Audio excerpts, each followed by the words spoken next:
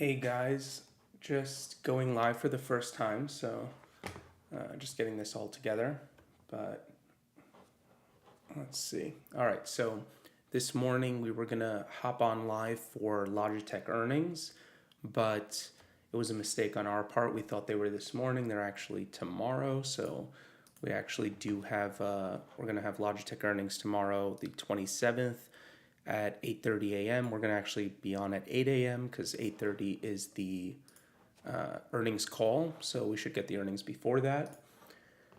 What I did want to do is do a quick look at Corsair Gaming, a quick stock analysis on it. One of the reasons we're going to be going over Logitech tomorrow is mainly because of our position in Corsair.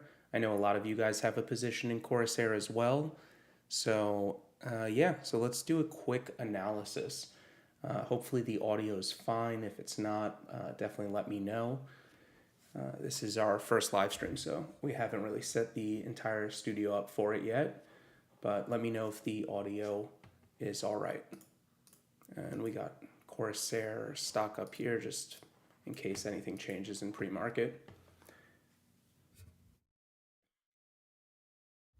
All right, so anyways, getting to this Corsair Gaming. We're going to do a quick analysis. We can put in how many years we want, a little tool just to see how this works. So let's just do like a 5-year analysis. The way this tool works is basically it gives us some historical metrics. We put in some assumptions, and then it tells us based on the assumptions we make what the fair value would basically be. So in the last year, there's not 5 or 10-year histories since Corsair is fairly new to the public markets. So we had 32.8% revenue growth in the last year. What I'm going to do is basically make a low, a mid, and a high assumption. So I'm going to put low 10%. I'm going to put high, mid, we'll say 14%, high 18%. Then share change, I'm basically, if they're going to issue shares or if they're going to do any buybacks. So what I'm going to do, sounds good? All right, perfect. I'm basically just going to put 0 across the board, that they're not going to have any buybacks, but they're not going to be issuing more shares.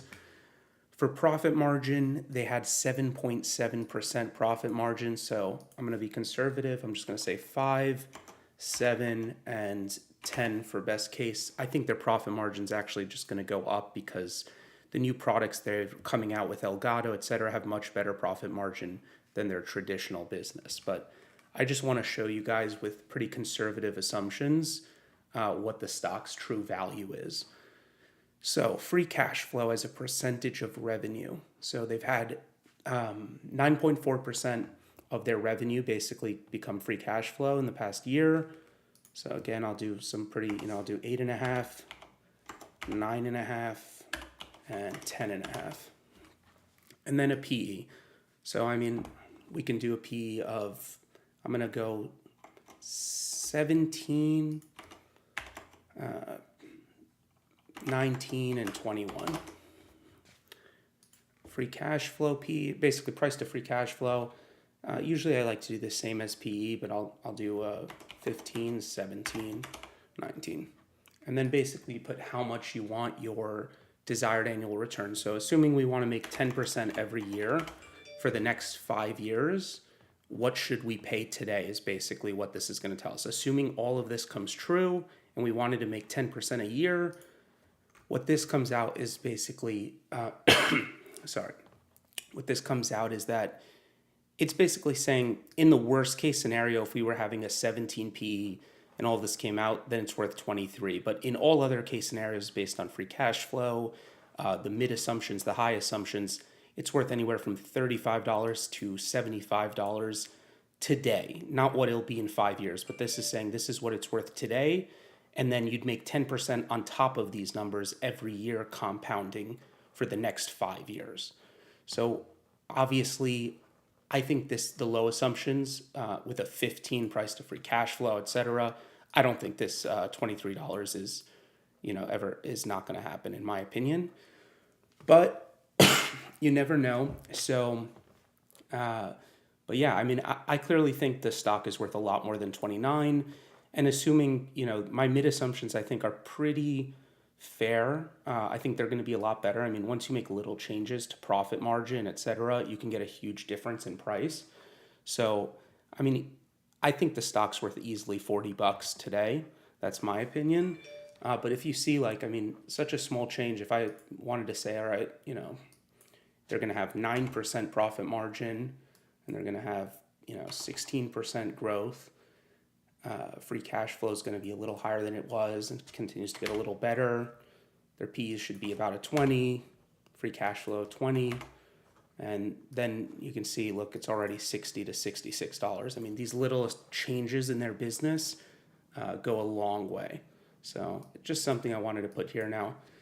We're not going to be live streaming for long. This is just kind of a test because we've never done a live stream yet. So we just wanted to make sure that the audio sounds good, which I'm really happy you let us know for that. And just the setup to see that everything is streaming correctly. But yeah, so we're going to hop off in a minute, but just wanted to go over a quick breakdown on the stock analyzer tool for Corsair. And we're probably going to hop on either live stream or make a video, probably a live stream later tonight for Tesla earnings, which is today after hours. And then tomorrow morning, we're going to hop on to make sure that Logitech earnings is good. If Logitech earnings is good, then I think we're going to see a stock price up for Corsair. And we're going to see, and then we can pretty much get an idea of how that industry is going for Corsair earnings, which is, I believe, August 3rd. So yeah, I appreciate you guys hopping on the live stream with me, making sure that it's working well. And yeah, I mean, obviously, if you don't own Corsair yet and you're looking to build a position, I personally would be buying before Logitech reports tomorrow. But that's what I'm doing. I mean, obviously, do your own due diligence. Anyways, appreciate you all. And until next time, guys.